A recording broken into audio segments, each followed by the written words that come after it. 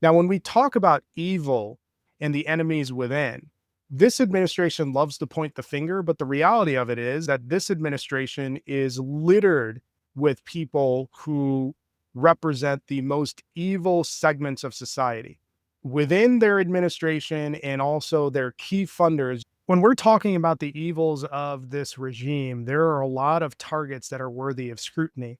Any discussion of that evil obviously starts with the person at the top of the food chain, Donald Trump, the president himself, who is one of the most vile, detestable creatures who has set forth on this planet in its history. The only thing that he's missing is the death toll, but based on his policies, he is going to be single handedly responsible for the deaths of millions. He was responsible for millions of deaths during his first term through his mishandling of COVID. And so far in this term, he is going to be responsible for even more through his policies. He's cutting off the social support structure that millions of people rely on, that millions of his own supporters rely on in order to fund his tax scheme and pay off to billionaires. And that's just the start. We don't even know what the death toll is going to look like by the end of his regime. Who knows how many wars and conflicts he's going to get us into? He's already botched the Middle East, and that is flaring up. And he has tried whatever he can to get a deal, and he's unable to when it comes to Russia and Ukraine. Remember, this is the person who ran on the platform of being the peace candidate, the anti war candidate. And what do we see? We see everything in the world that is on fire, and that is going to sit directly at his feet thanks to his incompetence and his inability to be a serious candidate.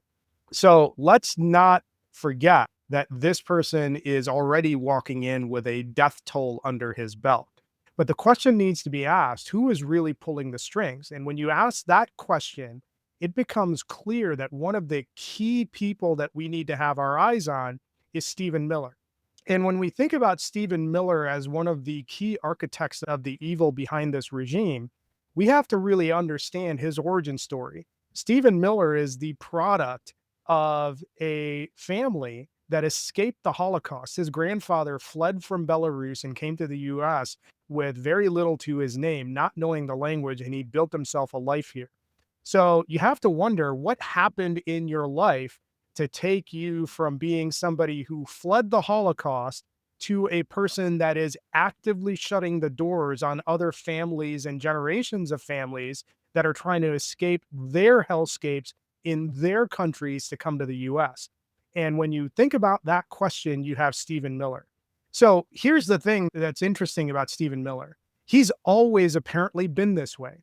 Take a listen to what he said back in high school. And tired of being told to pick up my trash. And we have plenty of janitors who are paid to do it all. Now, that was Stephen Miller talking to his high school in a school-wide address.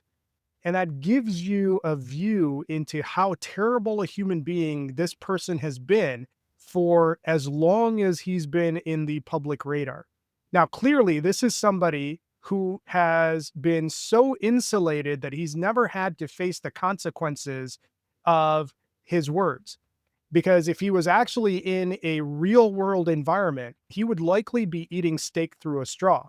But clearly, he never had to deal with those consequences. So he feels constantly emboldened to continue that line of conversation.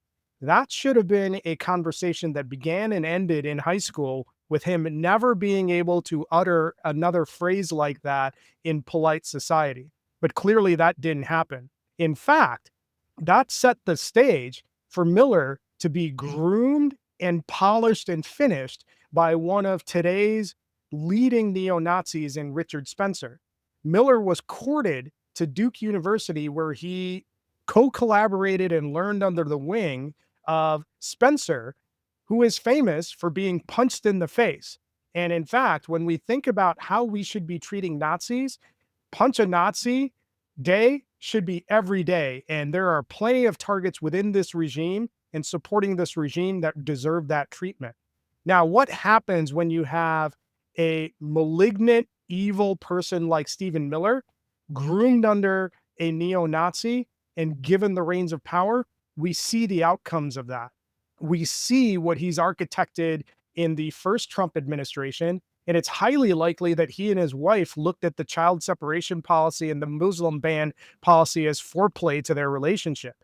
When you take into account all the terrible things that have happened in this regime, Stephen Miller's fingerprints are all over that regime and all across the Republican Party. For all intents and purposes, Stephen Miller is now one of the key masterminds in where the Republican Party is and where it is going to be in the future. When I talk about the denazification of the US that needs to happen when all of this is said and done, part of that process includes Stephen Miller standing trial for crimes against humanity because he is that level of evil, and it certainly shows through in the actions of this regime.